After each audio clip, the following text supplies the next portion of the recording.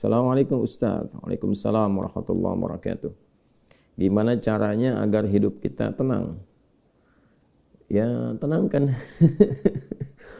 Gimana caranya agar hidup kita tenang? Tenangkan. Anda kenapa sampai nggak tenang? Nggak tenang itu kan perkaranya bisa karena berbuat maksiat. Ya, orang berbuat maksiat, berbuat salah itu pasti nggak tenang. Atau karena, mohon maaf ya, terlalu banyak terbawa oleh urusan dunia, sehingga kehidupannya dipaksa untuk mengerjakan berbagai aktivitas duniawi yang membuat dia terasa lebih sibuk, capek, lelah, sehingga tidak mendapatkan ketenangan yang dimaksudkan. Jadi kalau terlalu banyak ngejar dunia atau juga berbuat maksiat, maksiat dengan ngejar dunia itu berbeda. Ya, kalau maksiat itu sudah otomatis menyalahi ketentuan Allah. Nggak boleh mencuri, nggak boleh korupsi, nggak boleh berbohong. Makanya ketika melakukan, hatinya menolak. Karena di antara makna fitrah itu dan fungsinya adalah cenderung kepada kebaikan. Jadi ada fitrah dalam jiwa kita, di kolbu kita, itu disebut dengan fitrah takwa namanya. Ya, Quran surah 91 Asy-Syams ayat 7-10, wa nafsin wa ma sawwaha fa'alhamaha fujuraha wa taqwaha. Nah, jiwa takwa ini yang mendorong kita selalu pada kebaikan. Ya, kejujuran, kesabaran, kemuliaan, dan menolak keburukan-keburukan. Karena itu kalau ada seseorang itu berkata yang tidak benar, dia berdusta, hati kecilnya pasti menolak. Itu nggak benar. Ya.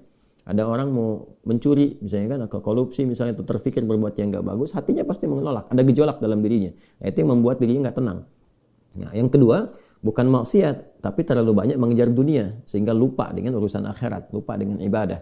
Ya, dia bekerja formal, benar, dia nggak menyalahi aturan, dia nggak korupsi, tapi dia berangkat dari gelap, pulang gelap lagi, menempuh perjalanan, kerja lagi, kena kemacetan. Nah, itu potensial akumulasi ini menimbulkan kepenatan, kegelisahan, capek, lelah, sehingga muncul pencarian. Nah, itulah dunia. Walaupun saat dia mengerjakan itu, dia mengerjakan tidak dalam konteks bermaksiat, tapi karena terlampau lelah mengerjakan itu dan penat, nah, rohnya kan menuntut. Di tubuh kita kan ada 3 bagian. Ya, ada fisik di bagian luar, kemudian ada akal, ya, di pikiran, yang ketiga itu ada hati, ada jiwa spiritual. Masing-masing harus mendapatkan porsinya. Ya, ini kalau bagian tubuh luarnya aja yang makan, fisiknya yang makan, mengonsumsi, tidur, istirahat. Ya, kemudian akalnya nggak pernah dipakai, nggak pernah belajar, nggak pernah baca, nggak pernah apa. Ini akalnya juga bisa protes, tumpul, nggak nyaman. Ya, sebaliknya juga, kalau dia misalnya ya makan, minum, kerja, aktivitas, olahraga, akalnya dipakai, dia baca dan sebagainya, tapi rohnya nggak pernah diberikan porsinya. Dia nggak pernah ibadah, nggak pernah sholat, nggak pernah baca Quran dan sebagainya. Maka ini yang generator kehidupannya, ini sumber ketenangannya, maka tetap akan gelisah. Karena itu ditemukan betapa orang pintar, ya kan, kerja keras dan sebagainya, tapi ya rohnya nggak terisi, banyak yang bunuh diri. Ya, di Jepang terjadi, itu kan. Atau bahkan setidaknya ada orang-orang kaya yang sudah hebat, pinter-pinter, ya di akhir hidupnya apa yang dia kerjakan? Ya cuma datang terapi, nanam kangkung, nanam cabai gitu kan, datangnya ini untuk mencari ketenangan karena rohnya nggak terisi.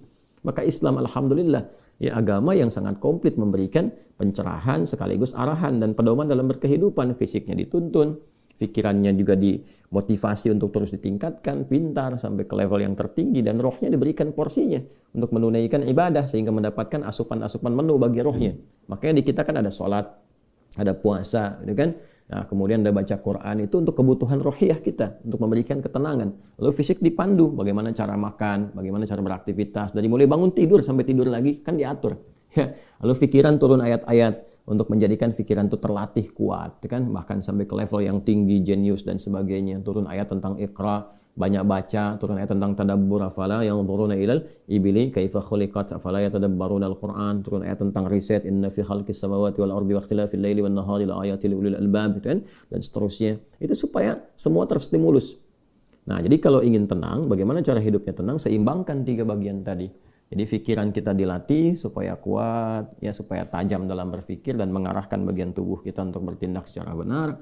Tubuh ini dilatih ya dengan berolahraga, makan yang benar. Ayat-ayatnya banyak sekali. Ya ayyuhan nasu kulu mimma fil ardi halalan thayyibah. Hai orang-orang, hai manusia semuanya, hai orang-orang, hai manusia, silahkan engkau makan sesuai dengan porsi kebutuhan dari yang halal, sumber yang halal, cari yang menyehatkan. Itu di Al-Baqarah 168. Nah, kalau sudah sehat, tubuhnya sehat, dipakai aktivitas, olahraga.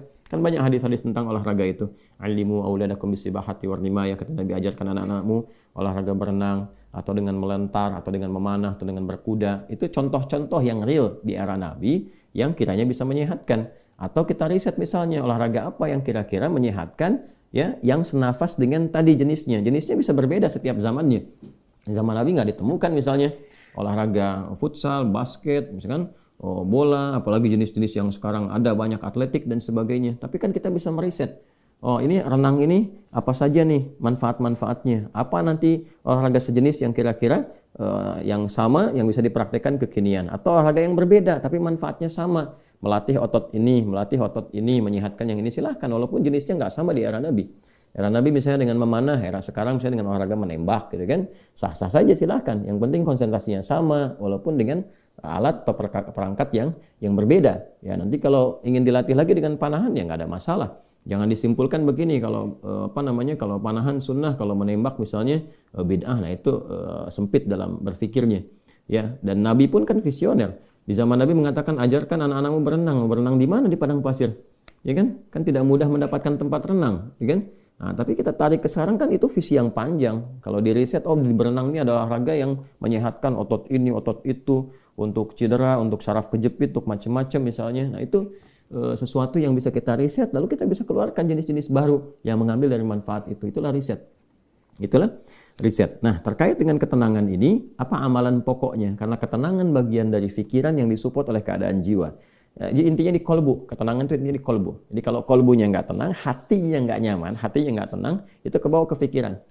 Makanya orang-orang yang kena penyakit hati, sekalipun dia sehat tubuhnya, ya jenius otaknya, tapi kena penyakit hati. Dia kena penyakit iri. Ya, iri kan iri hati. Saya belum pernah dengar iri akal, iri pikiran, ya, atau iri mata, ya, iri kaki, iri tangan, nggak ada. Yang ada iri hati. Ya, dengki misalnya, ria, itu penyakit hati semua. Makanya orang dengki, orang hasad itu pasti hidupnya nggak tenang. Ya, orang berilmu, tapi dia kena penyakit hati, iri kepada orang berilmu yang lain, itu nggak tenang hidupnya. Ya kan? Orang kaya, tapi dia pendengki, kaya terhadap dirinya sendiri, ya, dan dia dengki dengan kekayaan orang lain, itu nggak akan tenang. Dia terus pikirin bagaimana melampaui orang itu, bagaimana supaya dia celaka dan sebagainya. Itu yang sangat berbahaya. Maka untuk menenangkan diri itu, amalan-amalannya tidak ada yang lain kecuali meningkatkan ibadah, meningkatkan amal soleh, meningkatkan ketaatan. Semua jenis amal soleh itu di Quran disebut dengan zikir. Disebut dengan apa? Zikir. Salat misalnya namanya zikir di Quran. Disebutkan dengan zikir. Quran surah ke-20 Taha di ayat ke-14. Innani anallahu la ilaha illa ana fa'budni wa aqimis salata li dzikri. Sayalah Allah, kata Allah, tidak ada Tuhan yang layak dipertuhankan dan disembah kecuali saya. Ya, kemudian kata Allah fa'budni, maka setelah engkau bertuhan kepada saya, kata Allah, sembahlah saya. Nah, ini kalimat yang paling jelas sekali, nggak ada ambigu, terang, menyebabkan kita memahami bahwa ini kebenaran risalah Islam dari aspek ketuhanan.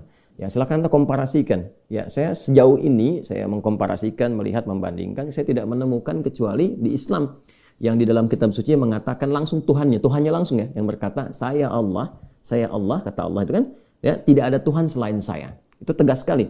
Ya, menyebutkan saya Allah, nggak ada Tuhan selain saya, sembah saya. Dan biasanya kalau ada kalimat atau informasi yang pede jelas disampaikan, itu menunjukkan kekuatan dan kebenaran.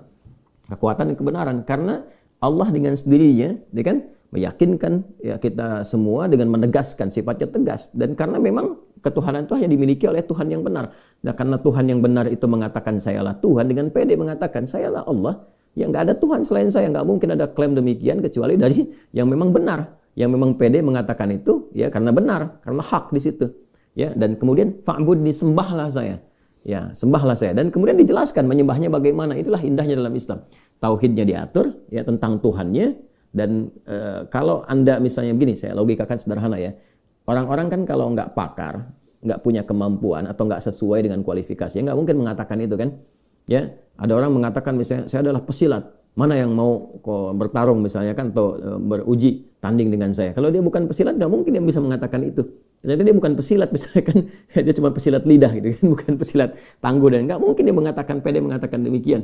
Ya, sayalah ahli kungfu misalnya kan, silahkan ada yang ingin tanding mengetes di kungfu. Kalau dia bukan ahli kungfu nggak mungkin mengatakan demikian. Nah, ini Allah mengatakan dengan jelas, sayalah Allah, nggak ada Tuhan selain saya, sembah saya. Nah, bisa nggak ditemukan misalnya dimanapun tuh, termasuk di kitab-kitab yang disucikan, temukan. Ada nggak Tuhan yang mengatakan sayalah Tuhan, ya kan? Disebut namanya, sembah saya. Kalimat itu temukan. Ya, di Quran jelas. Kemudian fa'budni, sembah saya, wa aqimis shalah, dan tunaikan salat. Cara menyembah saya itu dengan menunaikan salat. Dan diatur. Ini indahnya dalam Islam tuh. Ya. Kemudian ditegaskan, saya Allah, saya Tuhan. Kemudian nggak ada Tuhan selain saya, kata Allah. Kemudian sembah saya. Cara menyembahnya pun diatur. Namanya salat. Cara mengerjakannya begini. Ya, lalu ditunjuk, diutuslah Nabi Muhammad SAW untuk mengajarkan dari awal sampai akhir, dari gerakan sampai bacaan, dari mulai hukumnya diajarkan. Ya, dari cara menghadap ke arah mana, kemudian bagaimana caranya, ya, dari mulai berwudunya bahkan sampai dengan selesainya. Ya, ini menunjukkan bahwa risalah agama ini benar. Nggak mungkin kan diada-adakan demikian. Gimana cara bisa merekayasa seperti itu terjadi? Nggak mungkin. Ya, ini dari awal sampai akhir dan nggak ada kreativitas di situ. Nggak ada kreativitas dan semua sama. Ya, orang Arab demikian, yang bukan Arab demikian. Ya, jadi nggak ada ceritanya misalnya di Arab pakai bahasa Arab, di Indonesia pakai bahasa Indonesia. Ya, di Indonesia, di Sumatera pakai bahasa Sumatera misalnya, atau di Jawa pakai bahasa Jawa. Tidak. Ya, Quran mau dimanapun pakai bahasa Arab. Salat dengan cara yang sama, menghadap ke tempat yang sama. Tapi terkait dengan pertanyaan ini, teruskan ayatnya. Wa aqimis salata lidzikri. Tunaikan salat kepadaku, kan, sebagai zikir. Jadi salat itu disebut dengan zikir. Berdoa juga zikir. Ya, doa juga zikir. Quran surah ke-7 ayat 205. Wadhkur rabbaka fi nafsika tadarruan wa khifatan wa dunal jahri minal qaul, dan berzikirlah, berdoalah maksudnya. Zikir ini doa. Ya, berdoalah, mohon dengan sepenuh jiwamu, dengan ketenangan, gitu kan, mintakan kepada Allah dengan penuh ketenangan. Dan mohon dengan kekhusyuan, mohon dengan penuh harap supaya dikabulkan. Nah, silakan cek, bukankah saat berdoa itu ada ketenangan? Anda punya masalah, alih-alih Anda curhat di media sosial, gitu kan? Nah, kemudian Anda arahkan untuk berdoa dengan cara yang benar, Anda ke kiblat, wudu, minta dengan khusyuk. Bukankah saat berdoa tenang? Ya kan? Bukankah saat sholat itu Anda lebih tenang? Ya kan? Bukankah saat Anda baca Quran lebih tenang? Nah, baca Quran itu disebut dengan zikir, karena Qurannya disebut zikir.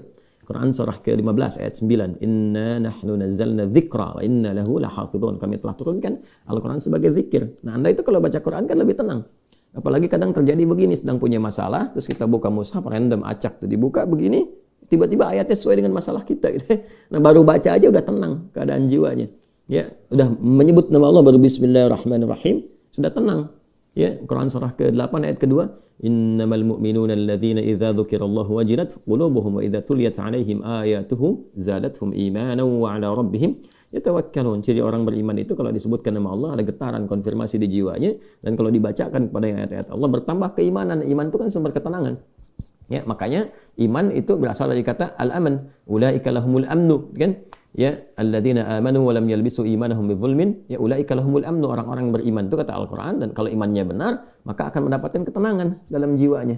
Nah, ini kalau dibacakan Quran ada ketenangan dalam diri kita. Kita dengar orang lain baca Quran aja udah tenang, apalagi kita baca sendiri, ya kan?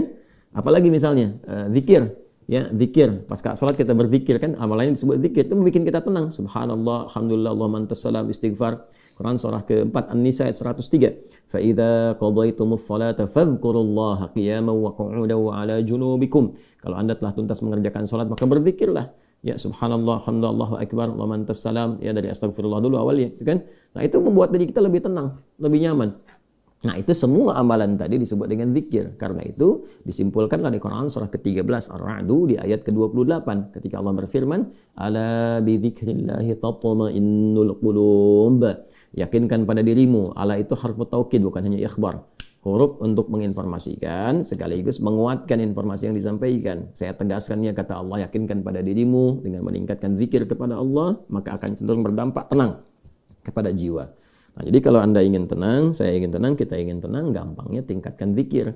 Zikir itu bentuknya ibadah, baik dengan ibadah fisik seperti sholat, baca Al-Quran, atau ibadah harta dengan bersedekah misalnya, ya, zakat itu kewajiban, infak itu tambahkan. Kalau ingin tenang, cobalah pagi-pagi cari orang-orang yang berhak mendapatkan itu sesuai dengan kualifikasi yang disampaikan Al-Quran dan hadis, jalan, temui, bersedekah, nggak usah banyak dipamerkan, ya, macam-macam bersedekah, sampaikan dengan tulus. Nanti Anda akan mendengar orang itu berkata, terima kasih Pak, semoga Bapak disehatkan, keluarga juga dilancarkan rezekinya, dijaga oleh Allah kemuliaannya. Oh, itu mahal sekali. Padahal yang dikeluarkan mungkin 5.000, 10.000, tapi bagi orang-orang tertentu itu sangat berharga dan melahirkan doa yang dengan doa itu mengguncang aras dan memberikan ketenangan kepada jiwa.